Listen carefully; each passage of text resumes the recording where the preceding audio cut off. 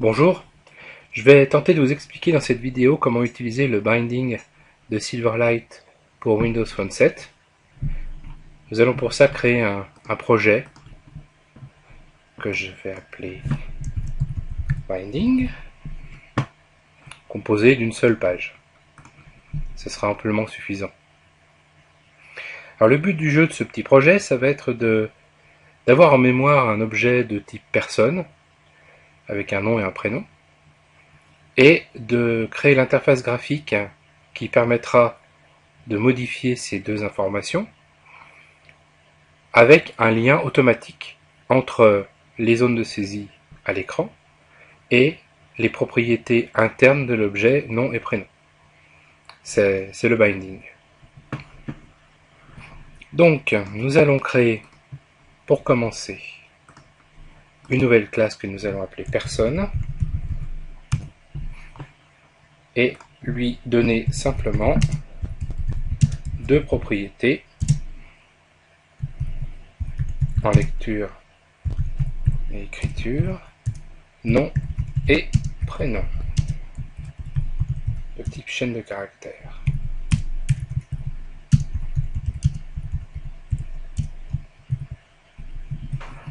Voilà pour notre classe personne.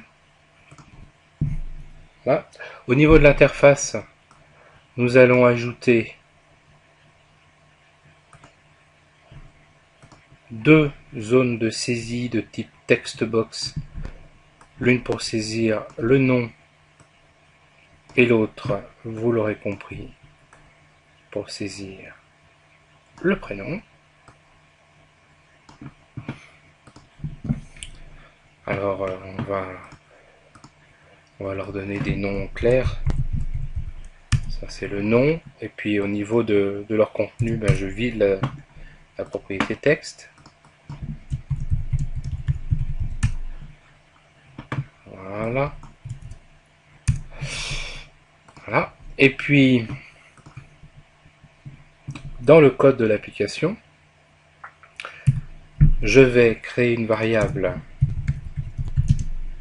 de type personne que je vais appeler pPerson, qui contiendra les informations de la personne que l'on veut éditer. Et dans le constructeur, eh bien, je vais instancier cette variable avec des valeurs prédéfinies avec Monsieur Dupont. C'est très original, je vous l'accorde.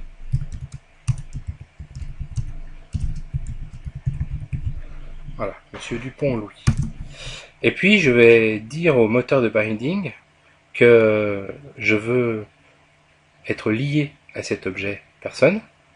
Donc pour ce faire, je vais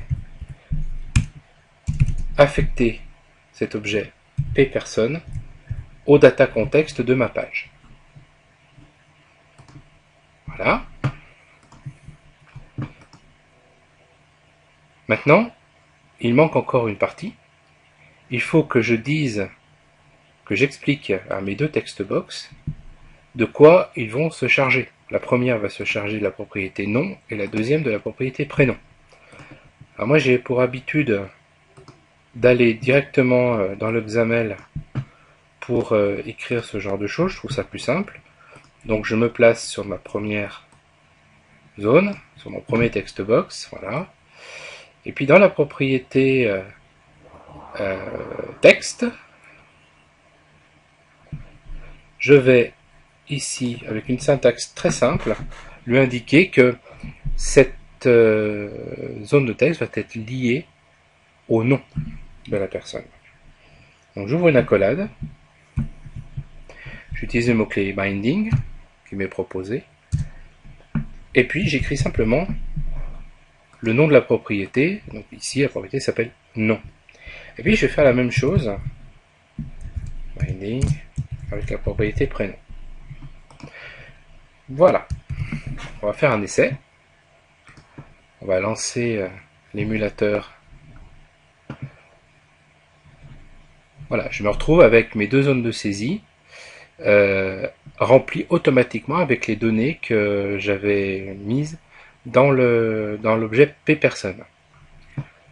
Bien. Maintenant, pour illustrer encore mieux ce qui se passe, je vais ajouter un bouton. Voilà. Que je vais mettre ici. Que je vais appeler info. Info. Son nom, ça va être bout info. Voilà. Et puis, on va... Faut que je me remette sur lui, voilà. Non. Voilà. On va répondre à son événement clic, voilà, en affichant ce qu'il y a dans pPerson. Donc, messagebox.show. Ce sont des choses que vous connaissez sûrement. Nom égale la première valeur. On va faire un retour à la ligne. Prénom égale la deuxième valeur.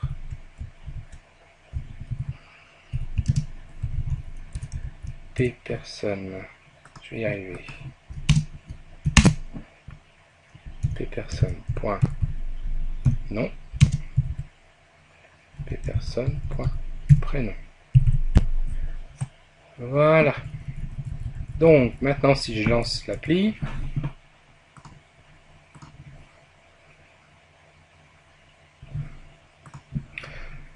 le bouton info affiche clairement que en mémoire, l'objet pPerson contient Dupont comme nom et Louis comme prénom. Bien. Eh ben, c'est pas Louis, c'est Pierre. Donc je modifie la valeur qui se trouve ici. Et bah, comme j'ai fait du binding, je m'attends à ce que maintenant en mémoire j'ai Dupont Pierre et plus Dupont Louis. Ben non, j'ai toujours Dupont Louis. Pourquoi? Eh bien parce que par défaut, le binding, si on lui dit pas clairement quel mode utiliser, utilise le mode one way, de l'objet vers l'interface, de l'objet vers le contrôle. Du coup, eh bien l'information n'est pas modifiée dans l'autre sens. Donc on va mettre un mode qui est le mode two way. On va le faire pour nos deux zones. Two way, pardon. Je me disais, il y a un blême, two way. Et on reteste. Normalement, ça devrait mieux se passer. Alors, Dupont Louis, en mémoire, Dupont Louis, c'est pas Louis, c'est Pierre. Maintenant, nous avons bien en mémoire Dupont Pierre.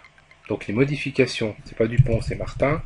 Les modifications que nous apportons dans l'interface sont reportées directement dans l'objet. Et ça, c'est grâce au mode two-way. Parfait. Ça, c'est le binding le plus simple à mettre en œuvre. On va rajouter un autre bouton.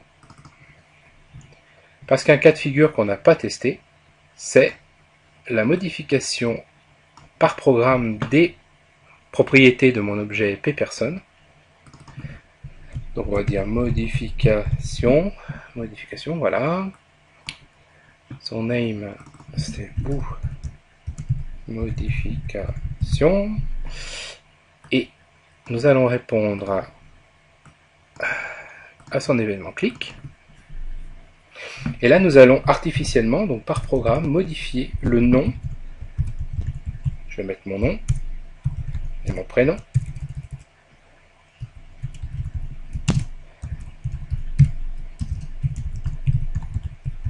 Voilà, nous allons modifier artificiellement par programme